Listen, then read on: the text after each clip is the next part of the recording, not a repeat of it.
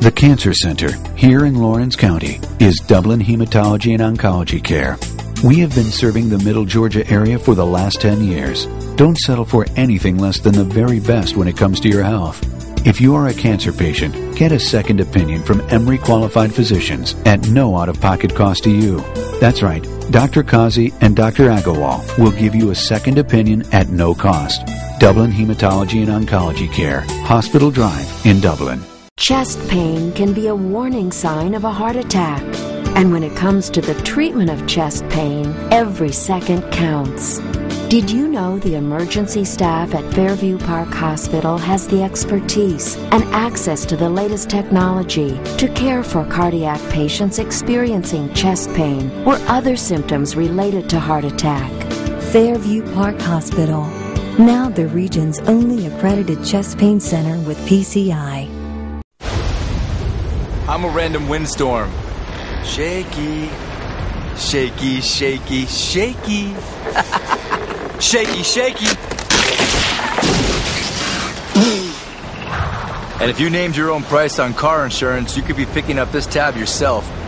So get Allstate. You could save some cash and be better protected from mayhem like me.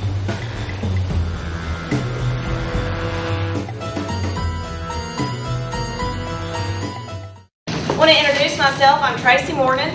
I'm the Director of Marketing and Community Relations here at the hospital. And this is just another part of what we like to do for community outreach. We offer health fairs and several things in the community. And this is just one of those events that we like to couple with that, because what we really, really are concerned about is that our community is healthy. So we want you to choose us if you ever need the hospital, but we don't want you to have to need the hospital, so that's why we offer these services. Dr. Polhill is a native of Thomasville, Georgia. He has family here. He is married to the former Suzanne McCarn, so y'all can thank her for bringing him back home. They have 4 boys, so when they're not busy running after those 4, they are busy running all through Dublin. You'll probably see them. They're active cyclists and runners themselves, and they're very active in our church, First United Methodist Church, of which I'm a member as well. He graduated from the University of Georgia, went on to the Medical College of Georgia, correct, in Augusta, and then he completed a residency in general surgery at the Carolinas in Charlotte, North Carolina, Carolinas Medical Center in Charlotte, North Carolina. He further completed a fellowship in minimal invasive, minimal access surgery, and that's kind of what his love is. And he'll be talking to you a lot today about some procedures that can be done laparoscopically. And he'll explain what all that means if y'all don't understand. But a lot of the gut conditions that we have, he's got a special procedure that he'll talk to you about for GERD, and a lot of other conditions that can be handled laparoscopically right here at Fairview Park Hospital. So at this point in time, I'd like for y'all to help me welcome Dr. John Polhill. I'm going to talk today specifically about reflux and anti-reflux surgery. It is an extremely common problem and affects 10 to 20% of the U.S. population. And right now, there are about 314 million people in the United States. So that you're looking at 30 to 60 million people that have reflux. So if you have a little bit of heartburn, you're not alone. The most common symptom is heartburn, and that's medically described as a burning sensation right behind your breastbone. Dysphagia is a medical word you've probably not heard of, but that's the medical term for difficulty swallowing. That can be called, 2 main causes from that, and I'll show you a picture a little bit later. You may have heard of has everybody heard of a hiatal hernia?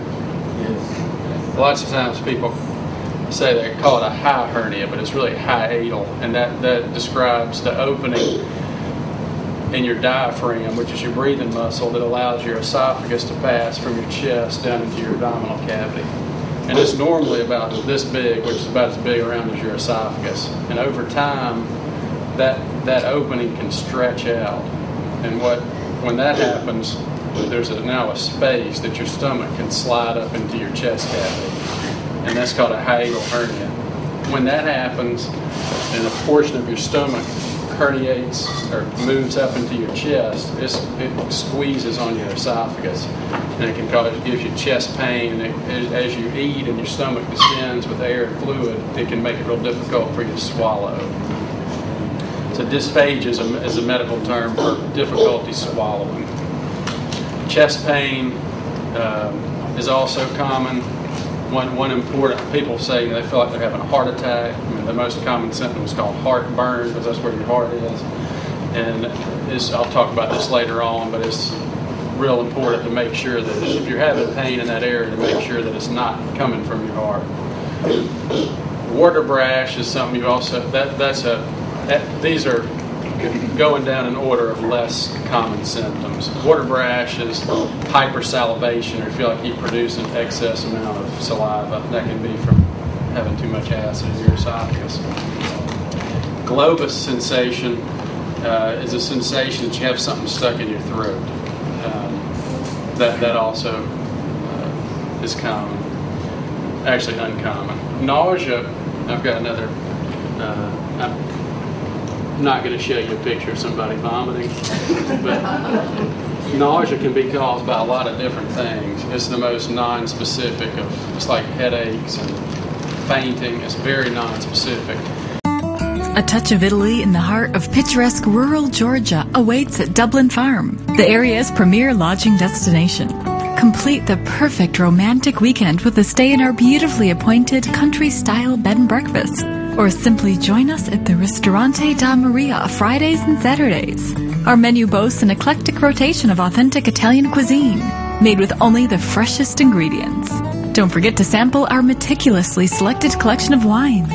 Discover Southern hospitality with an Italian twist. Book your reservation at Dublin Farm today. Come home to the country.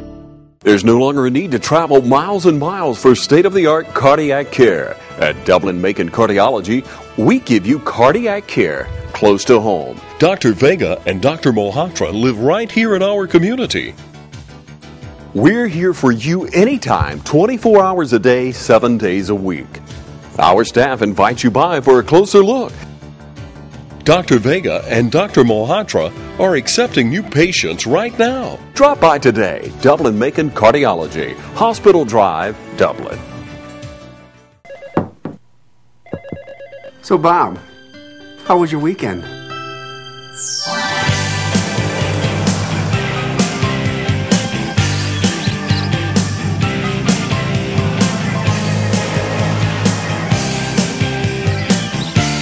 It was grand. The new Grand L40 tractor from Kubota. Life is grand. Freeman's Lawn and Garden, 1328 North Jefferson, Dublin. These are the main antacids would be like Tums, Rolaids, Maalox, Milcomylanes. Anything you take, it's they're basic fluids. Which, when I say basic, I mean the opposite of an acid. And that just immediately neutralizes the acid. It doesn't do anything to prevent the reflux, but if you do have it, it will neutralize the acid. That's the cheapest. They're over the counter and would be effective with mild reflux. H2 blockers are antihistamines. That's what the H stands for.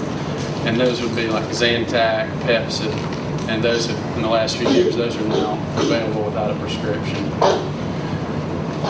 And the proton pump inhibitors are the most. These are an increasing order of potency. Or the proton pump inhibitors are the strongest acid blockers. That's your Nexium, Prilosec, Protonics, and all these are. You can't open up a magazine without finding an ad for one of those, and they work remarkably well. Nowadays, people sometimes just start out with it. It used to be that you would, if you went to your doctor, you would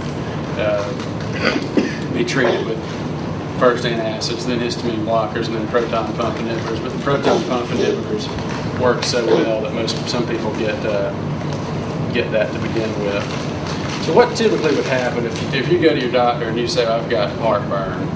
Most of them would just kind of take you at your word and say it's so common. They don't do not a necessary test to document that. So if you have heartburn, after you eat, you have a burning sensation, they would just typically start you on a medication for that. And if you're well controlled, you wouldn't necessarily need any additional testing with that medication. There are a few things that would trigger further investigation of testing. Does everybody know what an endoscopy, EGD, is? Who knows what a colonoscopy is? So this is a colonoscopy from the mouth, taking a camera that looking down in your esophagus into your stomach. And there are a few things that would trigger your doctor to refer you for that. That would be if you just have to take high-powered proton pump inhibitors, once or twice a day. If you miss a dose, you have bad reflux, then I would recommend that you have a EGD, because prolonged acid exposure to your esophagus can cause what's called Barrett's metaplasia, and that's a change, it's a precancerous lesion in your esophagus that can lead to cancer if it's not treated or corrected. So an EGD would diagnose that with a biopsy. If you're having any bleeding, either throwing up blood or passing blood in your bowel movement, you need to have an EGD or a colonoscopy. If you're having trouble swallowing, that's not normal. You need to have an EGD. Or if you're well controlled for 3 or 4 years and all of a sudden taking medication and all of a sudden something changes, you should have an EGD. Or if you're losing weight, not on purpose. Getting to the surgery side of things, when you have 30 or 60 million people in the United States that have reflux, the vast majority of these patients do not need surgery for reflux because the medications are so good. Reasons to have surgery is if, despite you're maxed out on your medicine, you're taking a proton pump inhibitor twice a day, plus Pepcid or over-the-counter Zantac and Tums, and you're still having symptoms despite medical therapy. That's probably the most common reason to have anti-reflux surgery. Actually, it's becoming more frequent. Another indication is people that, especially younger people, that don't want to take medication the rest of their lives. If you're 40 or 30 or 50 and you're going to live 40 or 50 more years, and you have to take this medicine every single day, twice a day, it's oftentimes, if nothing else, cheaper to have surgery than it is to pay for that medication the rest of your life. And there is also a growing concern that taking that type of medicine for an extended period of time can have some side effects. And the number one side effect they're concerned about is osteoporosis. That's still because some of these medications just haven't been on the market long enough to have been studied for an extended period of time. If you don't learn anything else, I want to teach you the correct pronunciation and name of the procedure. It's called a Nissen. It's N-I-S-S-E-N. People down here call it a Nissan.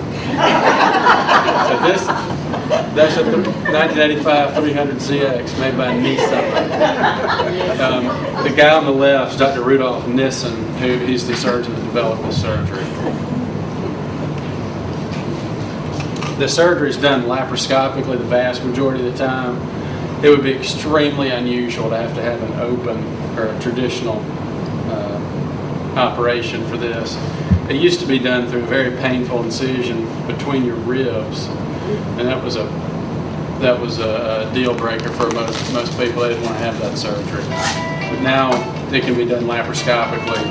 Unless you had a lot of upper abdominal surgery with scarring, I'd probably say there's a 98 or 99% chance I could do it laparoscopically. And these are just these little black areas on this.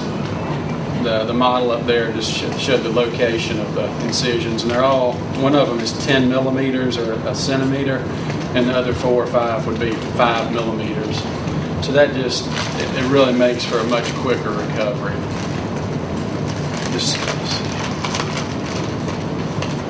The main thing that we're accomplishing with the surgery is creating an anti-reflux valve on your stomach. Where you see the tube that comes into the top of the stomach near those yellow arrows, that's the bottom part of your esophagus, and that's passing through the diaphragm, which is your breathing muscle.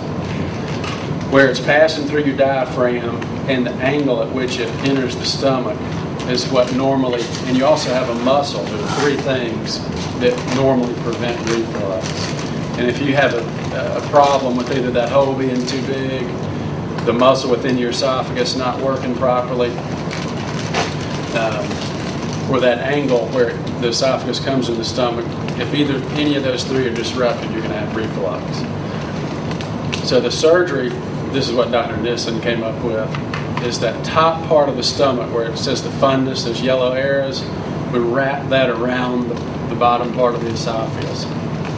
So anytime you eat or drink, your stomach will distend with air and fluid. And as your stomach distends after you eat, when your stomach distends, it pinches your esophagus closed. And that keeps the contents from going back up into your esophagus. This is open set and gross too many people out. This is a real photograph.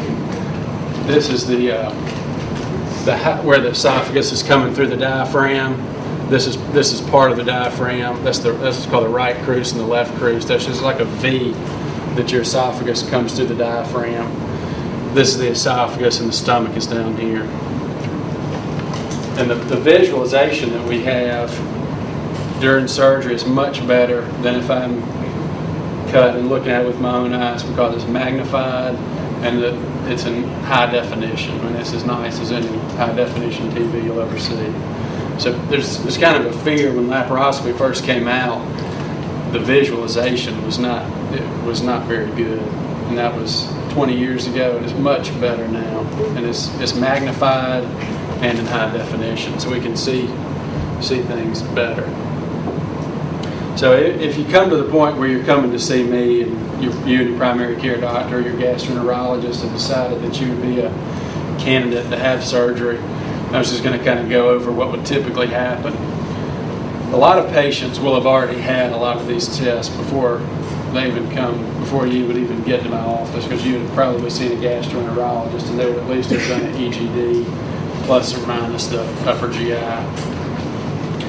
Depending on your age, I'd like you to see a cardiologist if you haven't already seen one, because the esophagus and the heart are touching, and you cannot necessarily differentiate symptoms from esophageal pain and cardiac pain. So the worst thing I can do is bring you into the hospital and do the surgery on it when you're having chest pain from your heart. So I usually, if you're 35 and don't have any medical problems, you wouldn't have to have a cardiac evaluation, but I typically do that just to be on the safe side. Then, with almost everybody that's had surgery knows that you'd have to come to the hospital one time before your surgery date, and that's when you get registered. And if you have some lab work that needs to be performed, you'd have that done, and you would meet. They would tell you exactly what time you needed to be there on the day of your surgery. You'd asked about risks. These are all unusual, but this is something that I would talk about with you in the office beforehand.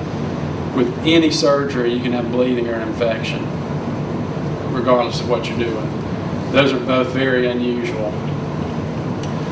Really, the worst thing that could happen would be if I injured your esophagus to swallow into. That's a bad problem. Fortunately, that hardly ever happens. If it's something that it was recognized during your surgery, I would just repair it. If it's something that I didn't recognize, that's a disaster. But fortunately, that does not hardly ever happen. Dysphagia, like I said, is problems swallowing. Where your stomach is wrapped around your esophagus for a few weeks after your surgery, that's tighter than normal, and it will not. You can't just eat anything you want to for a few weeks after your surgery. Very rarely that can persist. I do the surgery over what's called a bougie, and what that is a soft rubber tube that's and I wrap the stomach around that, and it's like a stent. Putting something in keeps me from making it too tight.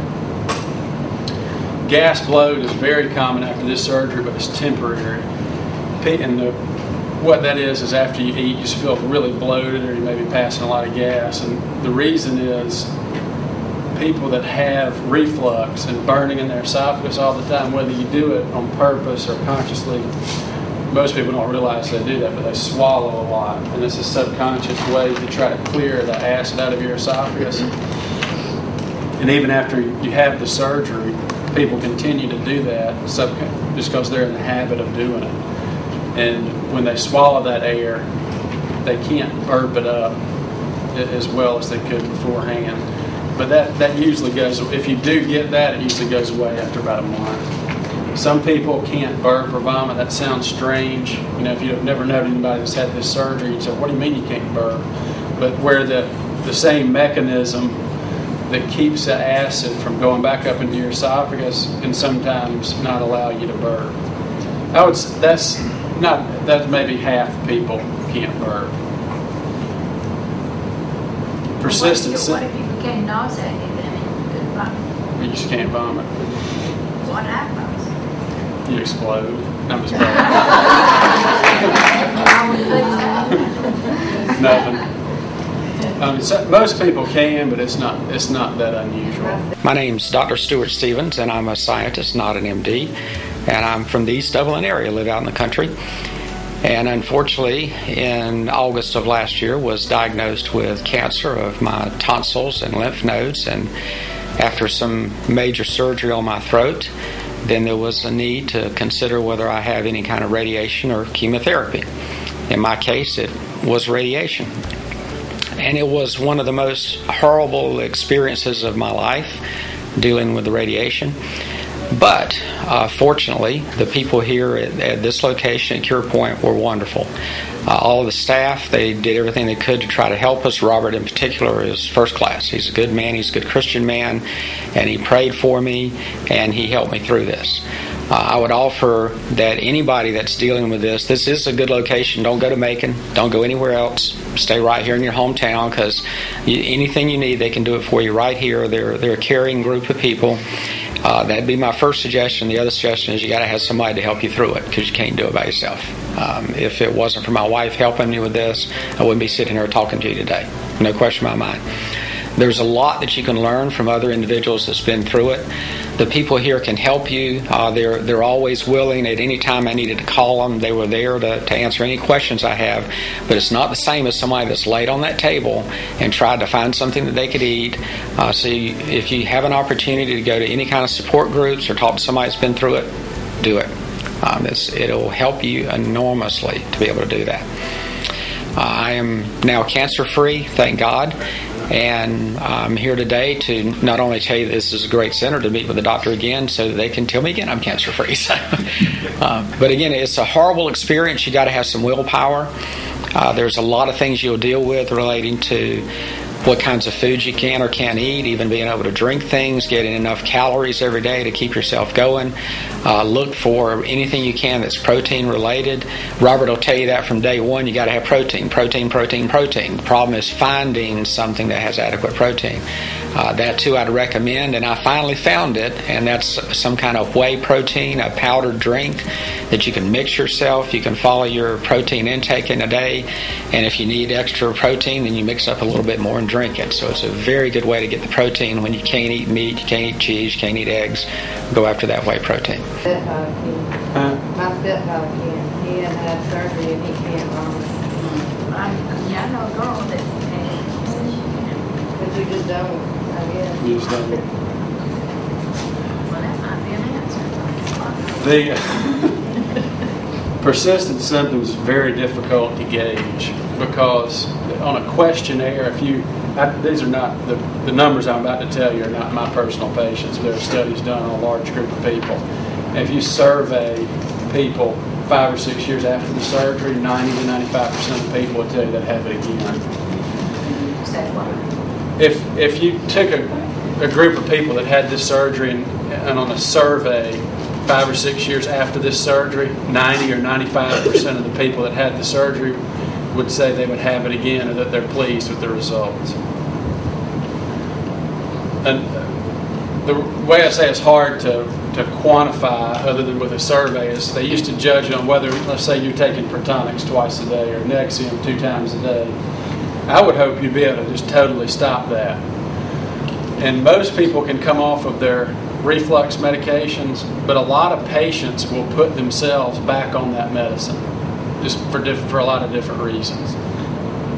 I was free for 8 years on having surgery.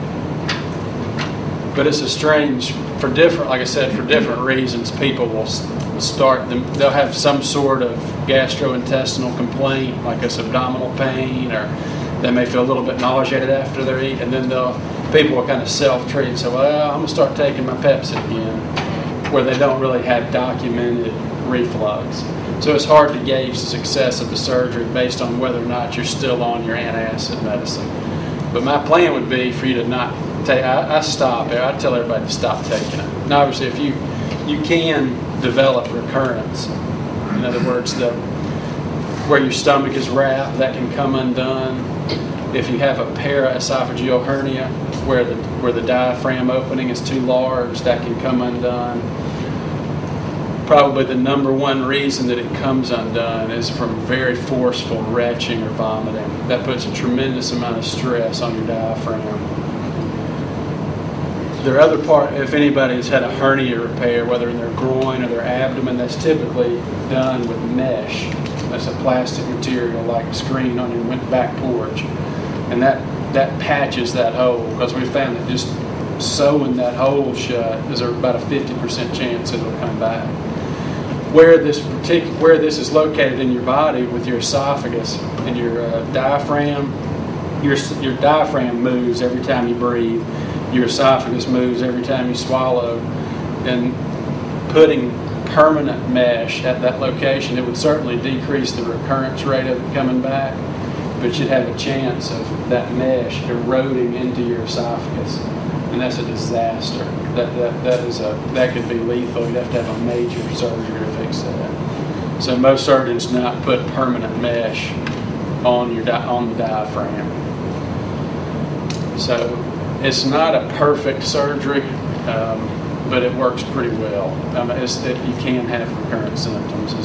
You're kind of living proof of that. So. How long have you been doing these types of surgeries? What's today?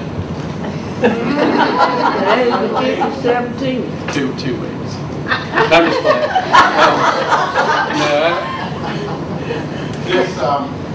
You may have given this answer already a while back. This procedure, is it generally accepted by most insurance companies? Yes, sir. Now, I graduated from medical school in 2001, which was that's 11 years ago, and then started my surgery residency that year, and so I've probably been doing it 7 or 8 years. But the surgery residency is 5 years, and then another year specifically in this type of surgery.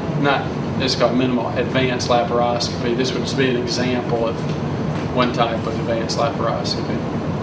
Does a gastroenterologist ever do the surgery, or they just automatically turn it? They don't. Gastroenterologists don't do any sort of surgery other than through the scope. But that's who we get most of our referrals are from, gastroenterologists. So you would have gone to your primary care doctor, then they would refer you usually to a gastroenterologist, and then they would evaluate you, and then they would refer you to a surgeon. Sometimes we're our own worst enemy. We don't watch what we eat. Well, some people they say, well, if I eat tomatoes, or if I eat, they can kind of pin it down. And, if your symptoms are well controlled with diet, if you can do the diet modification and your medication controls it, then I wouldn't have surgery. But at my age, if I had to take medicine every day, then I probably would have surgery. Or if I was having symptoms, even taking the medicine. Chest pain can be a warning sign of a heart attack. And when it comes to the treatment of chest pain, every second counts. Did you know the emergency staff at Fairview Park Hospital has the expertise and access to the latest technology to care for cardiac patients experiencing chest pain or other symptoms related to heart attack? Fairview Park Hospital, now the region's only accredited chest pain center with PCI.